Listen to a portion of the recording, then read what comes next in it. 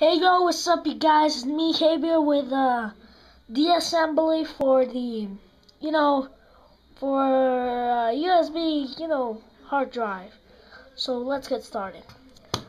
First, you'll need a 00 Phillips head screwdriver.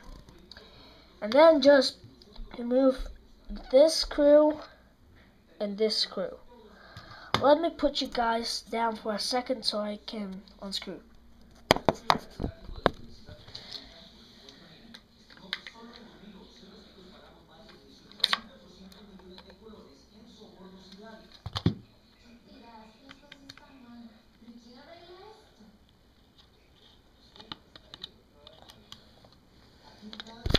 Okay, I did it. There are the two screws. No screw. No screw. So just right now, just pull it. Okay, there we go. See?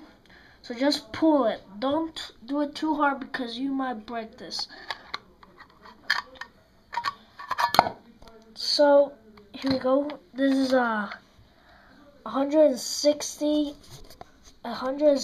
gig SATA hard drive.